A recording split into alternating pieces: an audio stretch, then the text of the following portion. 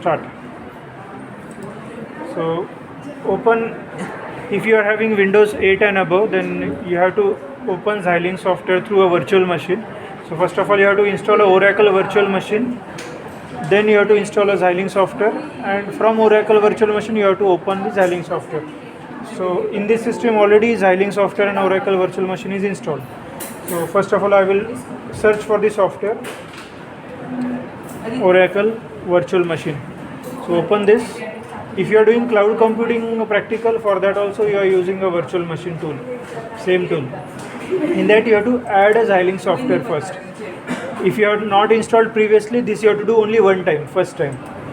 For this system it is already installed, that's why it is showing Xilinx ISC 14.7 virtual machine is installed. It is showing the green tick mark, means it is working successfully. So double click on this, it will open this Xilinx software.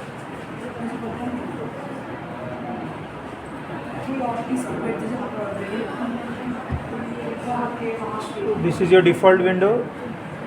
There is one navigation window which I will try to close it here.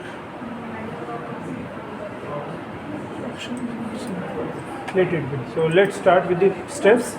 This is our Xilinx software window. ISC 14.7 app managers. ये logo उसका Xilinx का. Go to file. Go to new project. Select the destination folder where you want to store. Now if you are using Windows 7 and below, then you have to select D drive or E drive. Any drive other than C drive you have to select if you are going for Windows 7 or below. लेकिन उसके ऊपर वाले अगर Windows ले रहे जिसमें virtual box से install किया है, वहाँ पे ये सेटिंग चेंज नहीं करनी है, वहाँ पे सिर्फ फाइल नेम ही देना है, उसका डिफ़ॉल्ट लोकेशन वही रखना है अगर आप वर्चुअल बॉक्स से Xilinx सॉफ्टवेयर ओपन कर रहे हो तो. So give a name to a software, जो भी प्रैक्टिकल करना है. NAND बनाता हूँ मैं, NAND 1. ओके, NAND 1 नाम दिया मैंने, NAND 1 नाम दिया. User name keyword should not be used. सिर्फ NAND लिखोगे तो प्रॉब्लम हो जाएगा, उसको NAND 1 करना. इंश्योर यहाँ पे HDL है option, hardware description language. Click on next. Select the hardware, तो स्पार्टन 3 ले सकते हो, XC3S 500 होगा तो 500 ले लो, या उसके ऊपर वाला वर्जन होगा तो वो ले लो. यहाँ पे ले लो PQ208 and -5. So this 4 option should be there जिसका हार्डवेयर हमारे पास अवेलेबल है. और भी हार्डवेयर है लेकिन वो इस लैब में नहीं है, दूसरे रिसर्च लैब में है. तो ये हार्डवेयर ले लो. चेक कर लो कि यहाँ पे XST है, VHDL है और iSIM होना चाहिए. यहाँ पे गलती से भी मॉडल सिम नहीं होना चाहिए. It should be iSIM, integrated simulator, VHDL. So all this settings should be there. Then click on next, click on finish. इतना करने के बाद आपको यहाँ पे आपके हार्डवेयर का नाम और आपके प्रोजेक्ट का नाम आ जाएगा. NAND 1 is the name of project. ये हार्डवेयर का नाम अभी जो हमने सिलेक्ट किया. Next step is right click on this, select new source and select a VHDL module, क्योंकि हमें VHDL कोडिंग करनी है तो उसका module name select, type of module select कर लो. इसके वजह से आपके प्रोग्राम को एक्सटेंशन नहीं देना पड़ेगा .v करके, .vhd करके, क्योंकि ये VHDL हमने यहाँ पे सिलेक्ट कर लिया. तो बाय डिफ़ॉल्ट उसके प्रोग्राम का नाम बन जाएगा VHDL वाला. मैं यहाँ पे NAND 123 प्रोग्राम को नाम देता हूँ. तो NAND 1 जो बनाया था ये प्रोजेक्ट का नाम था, अभी मैं नाम जो दे रहा हूँ वो प्रोग्राम को नाम दे रहा हूँ. तो प्रोग्राम को जो मैंने NAND 123 दिया और ये जो ऑप्शन दिया, ये ऑप्शन लेने के कारण इसका एक्सटेंशन बाय डिफ़ॉल्ट आ जाएगा .vhd. ठीक है, तो सिर्फ नाम दिया मैंने, यहाँ पे VHDL मॉडल सिलेक्ट किया and ensure this tick mark is there. ये बाय डिफ़ॉल्ट रहता ही है, जाना नहीं चाहिए. गया तो फिर वो आपका प्रोजेक्ट अलग जगह रहेगा, प्रोग्राम अलग जगह रहेगा. Click on next. Give the port names. आपको आर्किटेक्चर का नाम चेंज करना है, यहाँ पे चेंज कर सकते हो, नहीं किया तो भी चलेगा. पोर्ट के नाम दे दो जो जो आपकी इनपुट और आउटपुट पोर्ट्स है. So in my case I have 2 input and 1 as output. तो वो सिलेक्ट कर लो कौन सा इनपुट है कौन सा आउटपुट है. अगर उसको बस बनाना है तो इसको टिक मार्क कर दो, बस नहीं बनाना है तो टिक नहीं करना है. तो ALU फर्स्ट प्रैक्टिकल को बस नहीं लगता, नहीं उसको बस लगता है, ALU को भी बस लगता है. तो सारे प्रैक्टिकल्स को बस लगता ही है, तो आपको टिक मार्क करो, यहाँ पे बस का साइज़ दे दो. So if I write 333 like this, 3 down to 0, तो A वेरिएबल मेरा 3 डाउन टू 0 मतलब 4 बिट का बन गया लिटिल इंडियन फैशन में. तो 0th बिट यहाँ पे रहेगा, 3rd बिट MSB पोजीशन पर रहेगा. A B C, A and B are input, C is output. All 3 variables are of 4 bit. 3 down to 0 कर दिया. Then click on next, click on finish. ऐसे करते ही आपका प्रोग्राम का टेम्पलेट रेडीमेड आ जाता है। सी आपका प्रोजेक्ट, आपका हार्डवेयर, उसके अंदर आपका प्रोग्राम आ गया NAND 1 2 3। और राइट साइड में देखोगे आपको पूरा टेम्पलेट रेडी हो गया, जहाँ पे ग्रीन कलर में कमेंट है, कीवर्ड्स पिंक कलर में है जो लाइब्रेरी के नाम है, और सिस्टम डिफाइंड कीवर्ड्स जो है वो पर्पल कलर में है। तो इसके अंदर आर्किटेक्चर बिगिन के अंदर आपको आपका लॉजिक लिखना पड़ता है। तो अगर आप स्ट्रक्चरल मॉडलिंग करते हो तो आपको ऊपर भी कुछ करेक्शंस करने पड़ते हैं। सिग्नल्स आप यूज़ कर रहे हो तो यहाँ पे आपको सिग्नल्स लेने पड़ते हैं। सो फॉर दिस प्रोग्राम जो NAND का हम बना रहे हैं उसमें ये सब नहीं लग रहा, वो डेटा फ्लो मॉडलिंग है। तो for that reason I am directly writing a program inside the architectural body. ठीक है, प्रोग्राम लिख लिया। प्रोग्राम लिखने के बाद सबसे इंपॉर्टेंट स्टेप है, बाय डिफ़ॉल्ट यहाँ पे इम्प्लीमेंटेशन स्टेप रहता है, उसको आप सिमुलेशन स्टेप लो। यहाँ पे सिमुलेशन लेना इंपॉर्टेंट है। इम्प्लीमेंटेशन लोगे तो यहाँ पे अलग ऑप्शन दिखाएगा, सिमुलेशन लोगे तो अलग ऑप्शन दिखाएगा।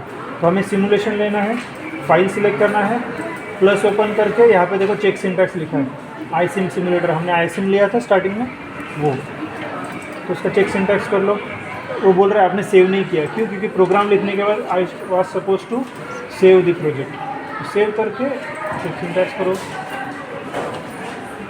चेक कर रहा है सब सही होगा तो यहाँ पे टिक मार्क आ जाएगा, लिख के आ जाएगा कंप्लीटेड सक्सेसफुली, मतलब सिंटैक्स एरर कुछ भी नहीं है। उसके बाद again right click, we have to write a test bench program. फिर से सेम ऑप्शन, राइट क्लिक करो इस पर, go to new source. New source में जैसे हमने VHDL मॉड्यूल लिया था वैसे अभी लेना है VHDL टेस्ट बेंच। तो मैं टेस्ट बेंच लूँगा, NAND_TB कर देता हूँ टेस्ट बेंच के लिए, तो जहाँ पे मुझे टेस्ट केसेस देने हैं। Again ensure it is stored in the same folder and it is ticked. Click on next, click on next, click on finish. यहाँ पे रनिंग हो रहा है देखो। आफ्टर दैट यहाँ पे और एक फाइल आ जाएगी, देखो प्लस ओपन किया, ये हमारा प्रोग्राम था और ये हमारा टेस्ट बेंच। ठीक है, दिख रहा है _TB, इसको ओपन किया। तो in that test bench program you have to write test cases. अभी जो NAND का प्रोग्राम मैंने लिखा है वो NANड कॉम्बिनेशनल सर्किट है जिसमें क्लॉक नहीं लगने वाला। तो जहाँ जहाँ पे क्लॉक के सिग्नल्स है I will try to comment it और डिलीट दोज लाइन। जैसे यहाँ पे क्लॉक दिख रहा है तो ये नहीं लगेगा, ये ALU के फर्स्ट प्रैक्टिकल को नहीं लगेगा, बाकी सारे प्रैक्टिकल को क्लॉक लगता है। तो बाकी प्रैक्टिकल्स को, मतलब पहले 5 में से फर्स्ट प्रैक्टिकल को कमेंट करना है क्लॉक को, और आगे के जो प्रैक्टिकल है 2nd, 3rd, 4th, 5th वो सारे प्रैक्टिकल को क्लॉक लगने वाला है, वहाँ पे कमेंट नहीं करना है। तो एक बार यहाँ पे क्लॉक आएगा कांस्टेंट नाम से, एक बार प्रोसेस नाम से क्लॉक आता है, उसको भी कमेंट कर दो। और यहाँ पे भी एक वेट स्टेटमेंट में क्लॉक है, दिख रहा है, so this should be commented. समझा?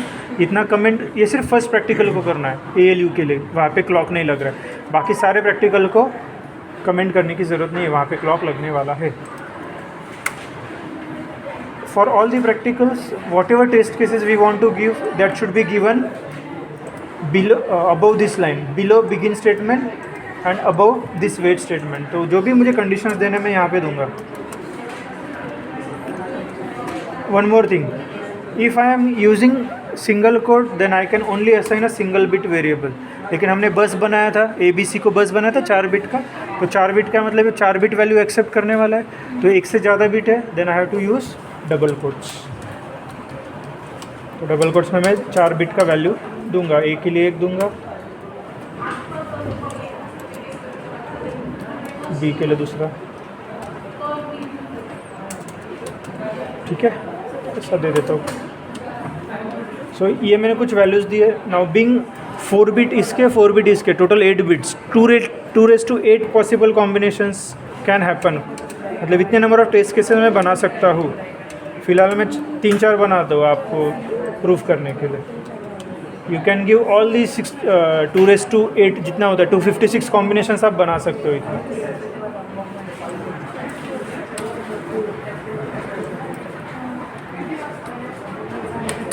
वन 1011 यहाँ पे देता हूँ 1001। So I have given some random test cases, A और B के अलग अलग इनपुट वैल्यूज़ मैंने यहाँ पे असाइन किए। टेस्ट केसेस लिखने के बाद again same thing, save the test bench program. So click on save button, again check the syntax. Now check syntax में हमेशा एक चीज़ याद रखना, पहले लॉजिकल प्रोग्राम का चेक सिंटैक्स करना। अभी मैंने लॉजिकल प्रोग्राम को यहाँ पे सिलेक्ट किया, so you have to follow the steps. Program को सिलेक्ट करो, उसका चेक सिंटैक्स करो, उसमें कुछ एरर आए तो वो सॉल्व कर लो, अगर नहीं आए अच्छी बात है, टिक मार्क आ गया, then go to test bench program, फिर उसका चेक सिंटैक्स करो,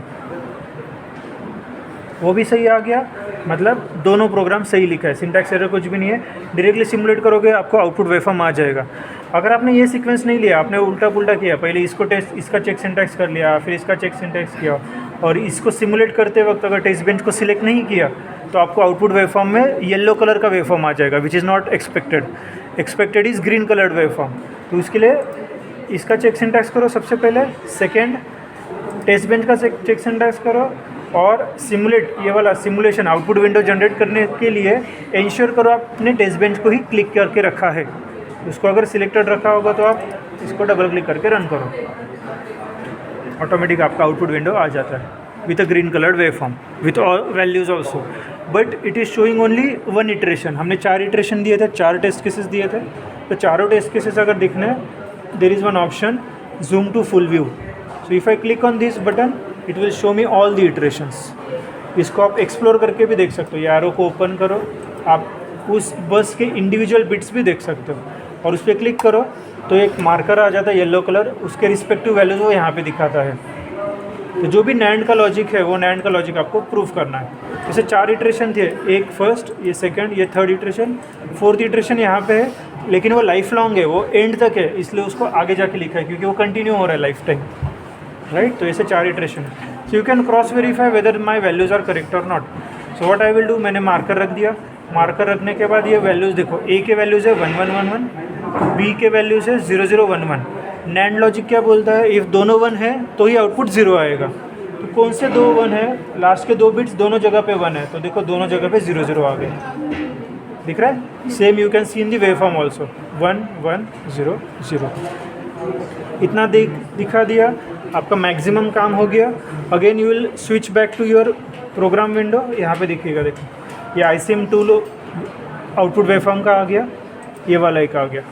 तो इसमें जाके आपके सिमुलेशन वाले स्टेप्स कंप्लीट हो गए, बचता है हार्डवेयर वाले स्टेप्स। हार्डवेयर वाले स्टेप्स के लिए सिमुलेशन से उठ के हार्डवेयर पे जाओगे आप, इम्प्लीमेंटेशन सिलेक्ट करोगे, हार्डवेयर को सिलेक्ट करो, इसको सॉरी इम्प्लीमेंटेशन पे जाओ, प्रोग्राम को सिलेक्ट करो, ये सिंथेसाइज XST नाम का ऑप्शन है, वहाँ पे व्यू RTL स्कीमेटिक ऑप्शन है, इसको डबल क्लिक करके रन करोगे, RTL स्कीमेटिक आ जाएगा। ये पूछ रहा है इंटरनेट से लेना है या सॉफ्टवेयर से लेना है, so will go for software, क्योंकि इंटरनेट से अगर लेंगे तो हमें इंटरनेट मांगेगा।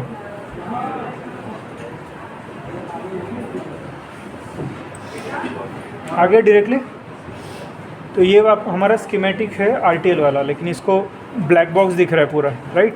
तो इसको अंदर क्या है देखना है तो डबल क्लिक करो और अंदर जाके देख सकते हो। This window should be closed, हाँ हो गया।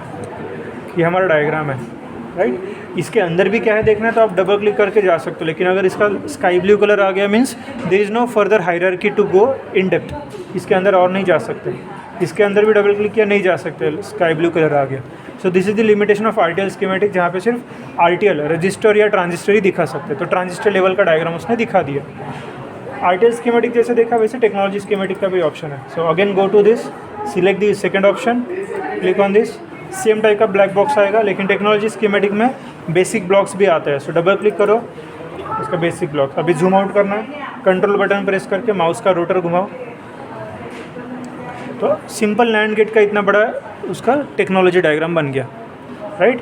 इसके अंदर भी जा सकते हो, if I double click on this LUT, उसका LUT के अंदर क्या है दिखा रहा है, देखो LUT के अंदर और गेट का लॉजिक है, तो उसका स्कीमेटिक ऐसा है, उसका इक्वेशन ऐसा है, उसका ट्रूथ टेबल ऐसा है, उसका के मैप ऐसा है। तो green indicate logic 1, red indicate logic 0। तो ये आप दिखा सकते हो एक्सटर्नल को अगर उसने मांगा तो। हमें आपको करना क्या है, सिमुलेशन वेवफॉर्म दिखाना है, ये स्टेप्स कर लो, go to implement design. Implement design की ये स्टेप्स करने से पहले, मतलब डायग्राम होने के बाद, your next step is you have to write a pin numbers, program के pin numbers. So right click करो, न्यू सोर्स करो, उसमें इम्प्लीमेंटेशन कंस्टेंट फाइल लो। पहले हमने VHDL मॉड्यूल लिया था, उसके बाद VHDL टेस्ट बेंच लिया था, अभी हम इम्प्लीमेंटेशन कंस्टेंट फाइल ले रहे हैं। इसमें नाम दे दो कुछ, सपोज NAND 789 कर दे दो, नेक्स्ट फिनिश। तो ये मेरा विंडो आ गया। यहाँ पे मुझे पिन नंबर्स लिखने पड़ते हैं। पिन नंबर्स का सिंटैक्स आपके फाइल में था, देखो है क्या किसी की फाइल? देखो सिंटैक्स उसका नेट VLSI फाइल है किसी के हाथ में, या आपके टेबल पे एक डेटा शीट भी रखा जाएगा जिसमें पिन नंबर्स लिखे हैं। आई डोंट रिमेंबर एग्जैक्टली, ऐसा कुछ है। Location, pin number, something arrow और पिन का नंबर 149 ऐसे। तो सपोज़ मेरा लोकेशन का नाम है A0, मतलब A 4 बिट का है ना, 4 बिट का है, तो उसका 0th बिट। इसका सिंटैक्स देखना पड़ेगा, ठीक है। ये सिंटैक्स, ये जो लिखा है ना मैंने, इसका सिंटैक्स प्लस आपको देख के डेटा शीट में से ये नंबर्स लिखने हैं। डेटा शीट आपके टेबल पे रहेगा एग्ज़ाम में भी। सो A का 0th बिट ऊपर दिया, A का 1st बिट, A का 2nd बिट, A का 3rd बिट। तो पिन नंबर जो है ना वो आप डेटा शीट में देखोगे, जैसे 149 है, 150 है, 151 है, 52 है। ऐसे आप पिन नंबर्स लिखोगे इनपुट के लिए। अभी मैंने सिर्फ एक ही इनपुट के पिन लिखे। टोटल कितने मेरे पास? 2 इनपुट है और एक आउटपुट है, बराबर। तो A नाम के इनपुट थे, B नाम का भी इनपुट था। आ रहा है समझ में? अभी मैंने क्या किया, A B C सब के लिए पिन नंबर्स डिफाइन कर रहा हूँ। तो A और B इनपुट है, तो इनपुट के नंबर्स में सीक्वेंस में डालते जाऊँगे। सपोज वो डेटा शीट में पता चल जाएगी इनपुट की क्या सीरीज़ है, आउटपुट की क्या सीरीज़ है। आपको समझने में इजी हो तो ऐसा करता हूँ। A इनपुट है 4 बिट्स का, ये नंबर्स दे दिया। B इनपुट के लिए भी नंबर दे दिया। आउटपुट के लिए सीरीज़ थोड़ा अलग है। Suppose I will write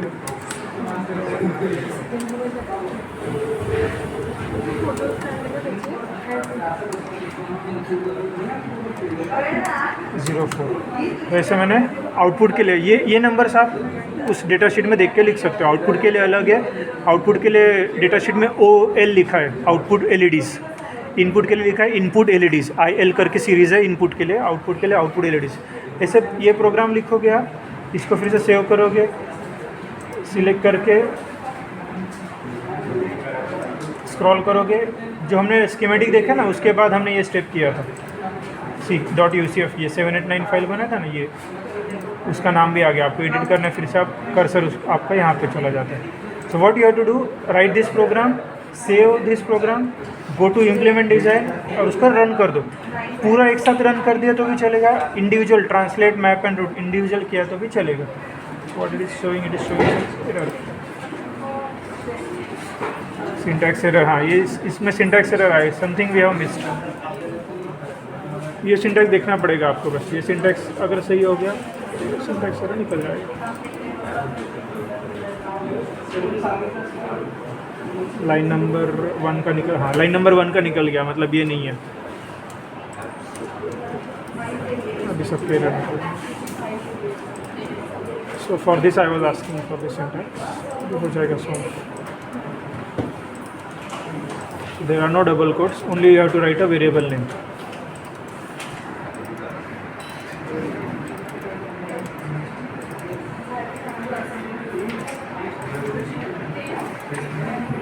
Save, implement.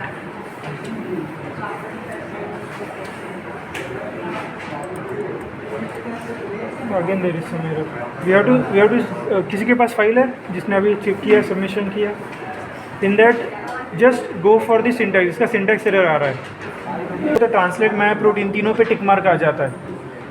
For example I can show you like this also. I will remove this for a while, I will go to implement design and I will run. तो यहाँ पे ऐसे tick mark आता है एक के बाद एक के बाद एक। दिख रहा है ग्रीन टिक मार्क आ रहा है? यस। हाँ, ये करना है। आफ्टर दैट ये तीनों टिक मार्क आ गए।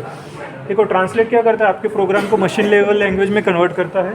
मैप क्या करता है, आपने जो पिन नंबर्स लिखे ना कंस्टेंट फाइल में, वो पिन नंबर्स के साथ मैपिंग कर दे कि जितने पिन्स आपने प्रोग्राम में लिखे वो सारे मैप हो गए कि हार्डवेयर के पिन्स के साथ। और प्लेस एंड राउट वो सारे वैल्यूज़ ट्रांसफ़र कर देता है पिन्स की तरफ। इसे तीनों ऑपरेशन होते हैं इम्प्लीमेंटेशन में। वो होने के बाद जनरेट प्रोग्रामिंग फाइल को टिक करो, यहाँ पे लिख के आ जाता है programming file is successfully created, आगे टिक मार्क मतलब जनरेट हो गया। लास्ट स्टेप इज़ यहाँ पे एक इम्पैक्ट नाम का ऑप्शन है, ये देखो ये इम्पैक्ट दिख रहा है, मैनेज कॉन्फ़िगरेशन प्रोजेक्ट। ये करने से पहले आपको हार्डवेयर कनेक्ट करना पड़ेगा। हार्डवेयर कनेक्ट करो USB केबल से, इसको रन करो।